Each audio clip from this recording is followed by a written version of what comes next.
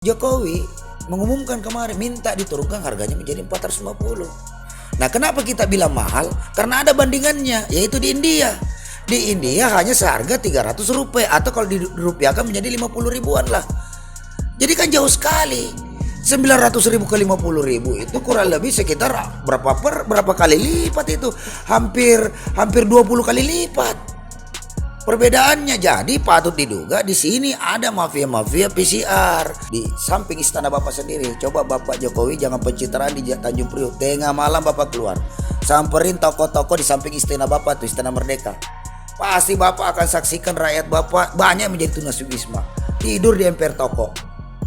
Nah, ini semakin banyak karena kenapa PPKM gagal menjalankan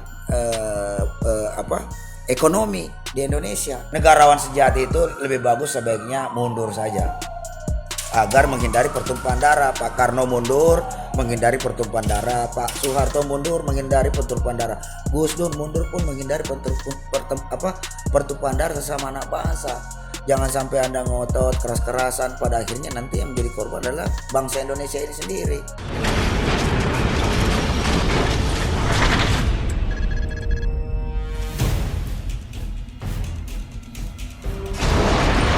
Bismillahirrahmanirrahim. Assalamualaikum warahmatullahi wabarakatuh. Sahabat Mimbar Tub dimanapun Anda berada. Sekarang saya eksklusif berada di samping orang yang viral di Mimbar Tub kemarin. Yang sempat ngomel-ngomel di ruang sidang pada saat persidangan TPUA melawan DPR RI. Nah, beliau adalah Abang Daeng Wahidin. Mohon maaf sebelumnya ya, saya mau tanya-tanya sedikit tentang beliau. Abang Daeng ini sebenarnya sebagai apa sih sekarang posisinya, Bang? Alhamdulillah, berdasarkan daripada hasil muktamar ke-5 PPMI di tahun 2017 di Taman Mini, Jakarta, saya diamanahkan oleh anggota menjabat sebagai Presiden PPMI, Persaudaraan Pekerja Muslim Indonesia, periode 2017-2022. Dan sekarang ini juga saya masih bekerja di pabrik, satu pabrik di kawasan KIC Karawang. Jadi PPMI sendiri itu apa, Bang? PPMI adalah organisasi serikat pekerja yang dibentuk pada tanggal 3 Maret 1998. Adapun para tokoh-tokoh pendiri PPMI itu ya Bang Eji, Bang Jaya Samanta, Bang Hamdan Sulfa, Bang Tamsil Lindrung, terus Ibrahim Madilo, terus Bang siapa lagi nih? Ada sekitar 18 orang lah, saya lupa namanya, tapi alhamdulillah mereka rata-rata sudah jadi para tokoh-tokoh nasional semua. Jadi beliau adalah Presiden PPMI. Kalau teman-teman belum tahu, PPMI searching di Google aja. Itu adalah serikat pekerja. Nah, kalau kita ngomongin serikat pekerja dan buruh, ini saya pertama-tama ingin minta tanggapan beliau tentang undang-undang yang kemarin sempat menjadi kontroversial. Nah, itu tentang undang-undang Omnibus Law. Nah, apa tanggapan Abang nih tentang undang-undang Omnibus Law yang dikeluarkan oleh pemerintah walaupun di demo berjilid-jilid tetap jalan aja? Ya, inilah salah satu bentuk arogansi dari pemerintahan Jokowi yang mengabaikan pendapat sebagian daripada teman-teman serikat pekerja, serikat buruh, juga dari mahasiswa dan masyarakat lainnya. Karena seperti kita ketahui kan undang-undang Omnibus Law ini kan ditetapkan tengah malam. Buru-buru di tengah desakannya masif, hampir merata seluruh Indonesia. Jadi kalau ada pun serikat pekerja, serikat buruh yang menyatakan mereka menerima Omnibus Law, saya pertanyakan apa eksistensi mereka sebagai organisasi serikat pekerja yang membela pekerja. Nah, sejatinya isi daripada undang-undang Omnibus Law ini banyak merugikan kaum buruh. Buktinya apa? Banyaknya yang melakukan gugatan judicial review ke Mahkamah Konstitusi. Kalau nggak salah ada 14 pihak yang menggugat hari ini. Cuma yang terakhir yang saya dapat kabar dari teman-teman aktivis serikat buruh itu tinggal 4 yang sedang dalam on proses ya, gugatan di JR. Nah, jadi jujur saja fakta di lapangan itu banyak sekali regulasi-regulasi baru yang justru makin mengurangi kesejahteraan kaum buruh itu sendiri dengan berlakunya undang-undang Omnibus Law ini. Apalagi di tengah pandemi seperti begini kan. Nah, itu menjadi banyak alasan daripada para pengusaha memberlakukan efisiensi, pengurangan jam kerja. Kadang-kadang ya mengatasnamakan pandemi ini karena ya itu tadi didukung juga oleh undang-undang Omnibus Law. Ketika melakukan PHK, pesangon nggak dapat, kadang pesangon dikurangin. Nah, belum lagi status hubungan kerja. Status hubungan kerja karena banyak yang berstatus outsourcing, magang, kontrak. Nah, hari ini pandemi, ya mereka teman-teman pekerja ini ya diputus kontrak sementara dan tidak bisa menafkahi keluarganya karena orang-orang berstatus kontrak, outsourcing dan magang ini harian. Lah kalau nggak kerja, ya nggak dapat duit. Sudah nggak digaji oleh perusahaan, tidak dapat pula bantuan sosial dari pemerintah, juga tidak dapat juga bantuan subsidi upah. Karena subsidi upah itu adalah pekerja yang terdaftar di BPJS Ketenagakerjaan. Nah, sementara banyak pekerja-pekerja outsourcing, kontrak, dan magang ini tidak terdaftar di BPJS Ketenagakerjaan. Akibat lemahnya pengawasan itu sendiri dan BPJS Ketenagakerjaan. Jadi ya serba sulit lah hari ini. Jadi jujur aja PPKM ini mulai dari zaman PSBB dulu sangat menyusahkan rakyat. Nah, abang sendiri itu termasuk orang yang kemudian ikut menuntut undang-undang ini untuk dicabut apa enggak, Bang? Nah, kalau posisi PPM sendiri jelas tidak ikut dalam melakukan upaya gugatan judicial review ke Mahkamah Konstitusi.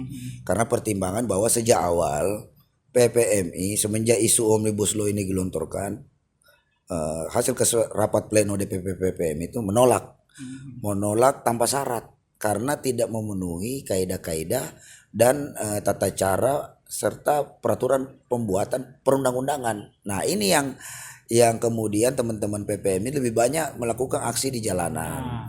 Nah, seperti teman-teman lihat kan awal tanggal 8 Oktober 2020 bersama dengan teman-teman mahasiswa kan turun aksi di Jakarta dengan membawa tagline bahwa batalkan undang-undang Omnibus Law atau Jokowi mundur, gitu kan. Nah, ini tapi kita tetap hormati teman-teman yang melakukan judicial review ke Mahkamah Konstitusi sebagai salah satu upaya konstitusional yang dilakukan oleh kaum buruh.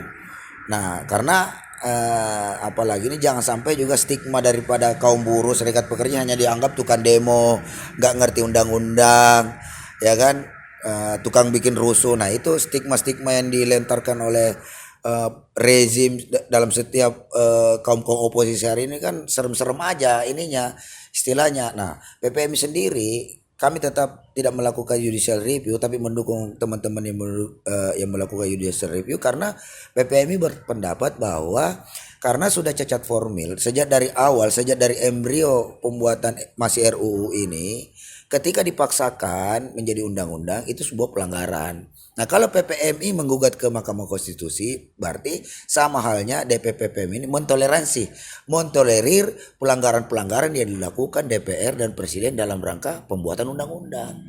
Itu sebenarnya. Jadi tapi sekali lagi di forum ini kami tetap mendukung seluruh gerakan-gerakan teman-teman serikat pekerja yang melakukan penolakan terhadap undang-undang Omnibus Law, baik itu yang ada di jalanan ataupun di meja hijau seperti di Mahkamah Konstitusi. Kita mudah-mudahan ya Jokowi sadar sesadar-sadarnya bahwa undang-undang yang ditetapkan di tengah malam ini harus segera dibatalkan oleh Mahkamah Konstitusi tanpa syarat. Karena sebenarnya Mahkamah Konstitusi udah tahu persoalan bahwa keadilan bagi kaum pekerja itu majelis hakim di konstitusi juga nggak usah terlalu prosedural lah. Bicara dengan hati nuranimu sudah. Jadi kalau kita berdebat tentang bagaimana dialektika, berdalil dan berdalil hanya untuk mempertahankan sesuatu yang salah, Anda Mahkamah Konstitusi dapat juga terkena nanti dosa struktural. Karena dampaknya ini masif sekali ke masyarakat. Masyarakat sudah sangat faktanya sudah banyak buruh yang di PHK, dirumahkan dan gajinya nggak dibayar gara-gara undang-undang ini juga dikombinasikan daripada pelaksanaan PPKM darurat penanganan pandemi COVID-19 ini yang gagal oleh pemerintah Jokowi. Jadi lengkap sudah penderitaan rakyat. Ya menarik banget ya yang disampaikan tadi. Jadi semakin kesini kita lihat kesejahteraan buruh makin lama makin digerus ini dengan adanya undang-undang ini ya Bang. Dan kita tahu ini udah berlaku sekarang. Nah, ini apa langkah Abang dalam rangka untuk ya jangan kalau bisa ini jangan dirubah lah atau gimana gitu? Apa yang dilakukan? Yang pertama sebagai langkah antisipasi kami terhadap pemberlakuan Omnibus Law ini, selain daripada mendukung rekan-rekan serikat buruh, serikat pekerja yang sedang menggugat di Mahkamah Konstitusi, juga salah satu langkah kami ini adalah mendukung gugatan di TPUA ini sebagai salah satu prinsipal, karena di TPUA ini lebih menyeluruh, bukan hanya persoalan pekerja tapi persoalan seluruh rakyat Indonesia, ya kan? Nah ini yang kami masuk ke sini mewakili teman-teman pekerja. Ya kita saling bahu membahu sesama teman-teman serikat pekerja, serikat buruh, saling menutupi kelemahan satu sama lain agar supaya dengan tujuan yang sama ini kita mampu mencapai target-target yang kita inginkan. Nah dengan adanya PPMI di salah satu prinsipal di gugatan TPU ini juga mewarnai gerakan TPU ke depan, sehingga apalagi ini dalam perjalanannya sidang-sidang TPU ini saya harapkan kepada seluruh rakyat Indonesia untuk benar-benar mengikuti dengan mencermati. Nah, kami butuh masukan, kami juga sebagai prinsipal juga mungkin kuasa hukum juga butuh masukan daripada rakyat Indonesia. Ini sebagai forum edukasi rakyat Indonesia dalam rangka mencerdaskan kehidupan bangsa, mensejahterakan rakyat Indonesia, dan dalam rangka menjaga seluruh tumpah darah Indonesia yang seharusnya dilakukan oleh Jokowi tapi hari ini dilakukan oleh TPUA. Itu begitu, Mas.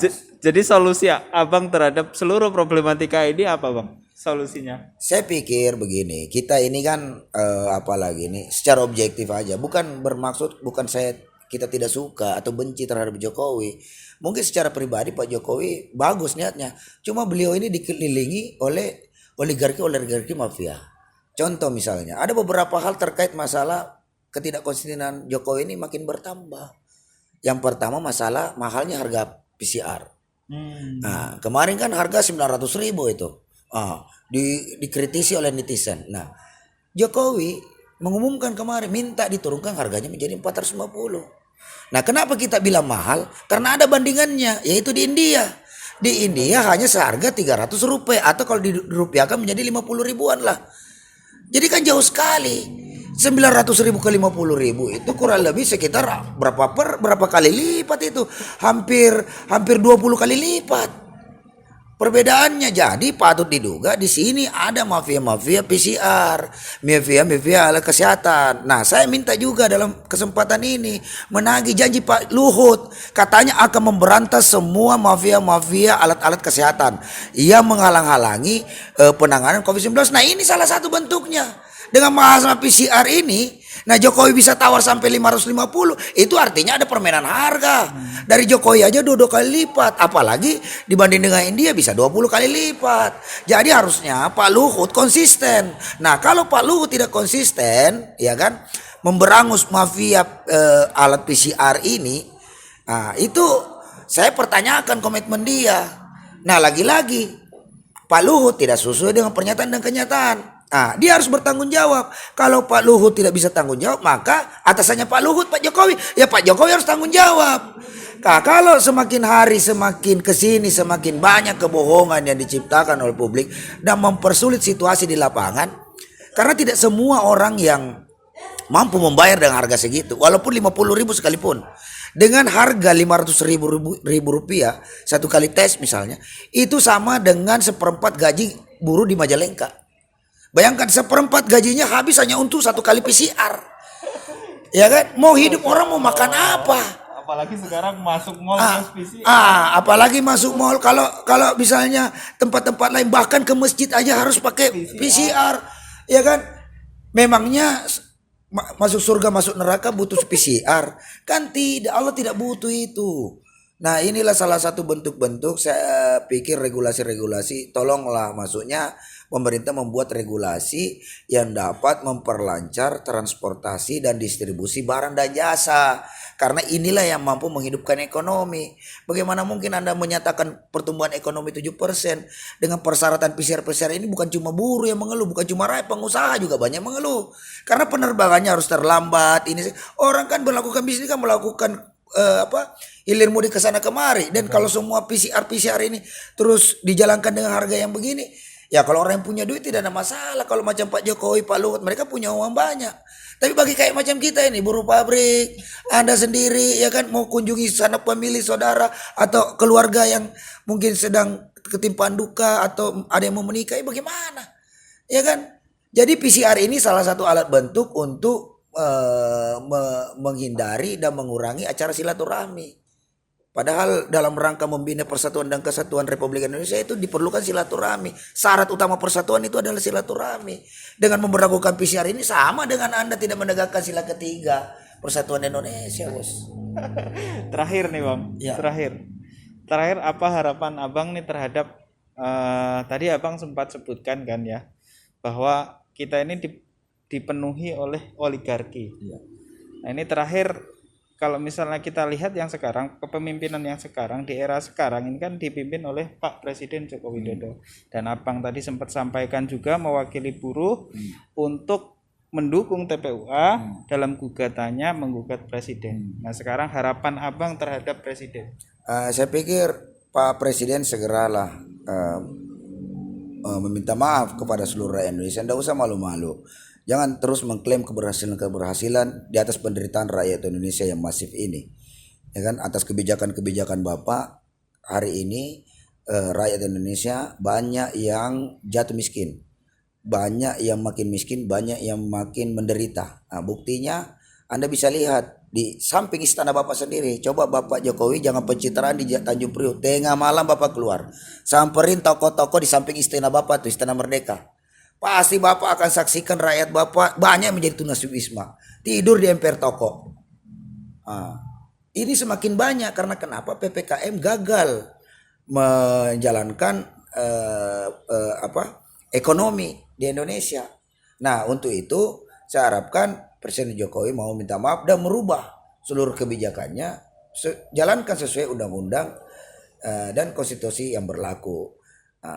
Terus kemudian juga ya saya khawatir Pak Jokowi lebih mendengarkan pembisi-pembisi oligarki Anda yang ingin mempertahankan kekuasaan.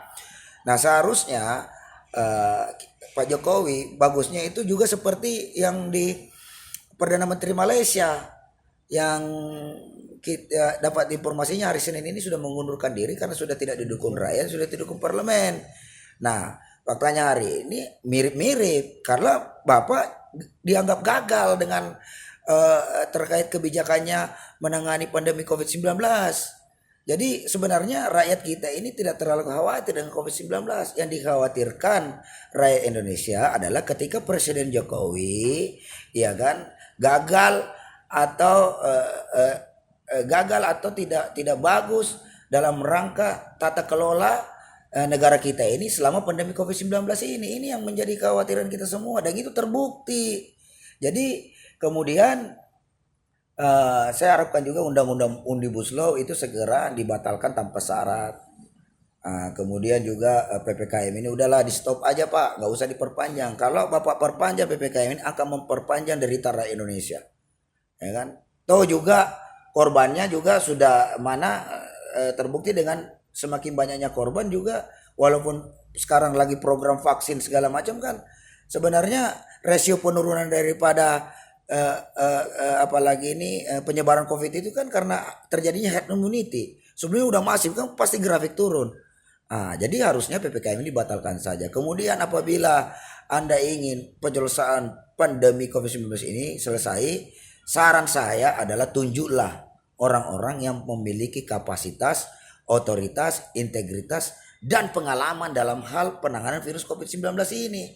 Yang Anda tunjuk hari ini orang yang tidak pengalaman. Sementara Ibu Siti Fadila Supari, siapa yang meragukan kapasitas beliau? Beliau mantan Menteri Kesehatan, sudah berpengalaman mengatasi pandemi COVID SARS waktu itu di zaman Pak SBY, ya kan? Terus dia juga ahli virus. Nah tinggal itu aja diberdayakan. Jadi nggak usah lihat Bu Fadila Supari sering bertentangan pendapat dengan Bapak. Dia mungkin tidak bertentangan dengan Bapak, tapi dia bertentangan dengan oligarki yang cari makan di sekitar Pak Jokowi. Nah, inilah potensi-potensi berbahaya oligarki inilah hari ini berusaha menjadi pembisik-pembisik daripada Pak Jokowi. Sebenarnya bukan mempertahankan eksistensi negara kesatuan Republik Indonesia, tapi mereka ingin mempertahankan eksistensi mereka sendiri dalam rangka berlindung di balik konstitusi untuk terus merongrong dan mencuri, menggarong kekayaan negara kita berikut dengan sumber daya alam dan sumber daya manusianya. Itu sebenarnya tujuan mereka ini, membuat regulasi yang secara ini fakta, belum lagi undang-undang energi jelas merugikan lah. Sudah banyak perundang-undangan yang dibuat oleh Jokowi yang merugikan rakyat Indonesia dan bangsa Indonesia. Nah, silakan dicek di MK berapa banyak gugatan, berapa banyak lompatan jumlah gugatan warga negara terhadap semua produk undang-undang yang dibuat oleh pemerintahan Jokowi. Itu buktinya bahwa Anda membuat undang-undang itu tidak sesuai dengan konstitusi negara dan harapan rakyat Indonesia. Itu buktinya. Nah, kalau misalnya Anda juga tidak bisa juga, ya dalam forum ini saya minta logowo saja lah. Negarawan sejati itu lebih bagus sebaiknya mundur saja, agar menghindari pertumpahan darah. Pak Karno mundur menghindari pertumpahan darah, Pak Soeharto mundur menghindari pertumpahan darah, Gus Dur mundur pun menghindari pertumpahan darah sesama anak bangsa. Jangan sampai Anda ngotot keras-kerasan, pada akhirnya nanti yang menjadi korban adalah bangsa Indonesia ini sendiri, ya kan? Saya tidak percaya dengan hasil survei hasil survei yang mendukung kebijakan Bapak, tetapi ada beberapa lembaga survei jelas sekali bahwa kepuasan publik terhadap penanganan COVID-19 oleh Presiden Jokowi sudah di bawah 50%, 43% sekarang, dan pasti akan terus menurun. Karena sekarang walaupun toko sudah dibuka akibat PPKM level 4, ini ternyata sekarang sudah sepi pembeli. Kemarin pedagang-pedagang mal di Cikarang, SGC itu sudah bendera putih semua Pak di depan, padahal toko udah dibuka. Bayangkan, kenapa? Karena daya beli udah menurun. Karena sudah 1 tahun ini pergerakan ekonomi kita disekat sana sini, tidak melonggarkan, tapi terlalu banyak permainan sehingga proses perjalanan apalagi perputaran ekonomi tidak berjalan dengan maksimal. Jadi pertumbuhan ekonomi kita udah menurun, ini jadi ancaman tersendiri dan makin hari makin tergerus kepercayaan publik terhadap Pak Jokowi. Dan hati-hati Pak, kalau sudah kondisi kayak begini, saran saya sebagai rakyat Indonesia, silakan lebih bagus Bapak legowo mundur saja. Itu jauh lebih bagus dan Bapak tercatat dalam sejarah sebagai presiden yang arif, bijaksana dan mampu dan tahu diri. Nah, itu Ya. aja. Terima kasih Bang Deng. Nah, teman-teman sekalian, berikut tadi sudah disampaikan banyak hal. Kalau teman-teman sekalian mau tahu lebih lanjut, ya Bang Deng seperti yang disampaikan tadi di awal. Demikian wawancara eksklusif saya dengan Bang Deng Wahidin. Sekian, wassalamualaikum warahmatullahi wabarakatuh. Waalaikumsalam warahmatullahi wabarakatuh.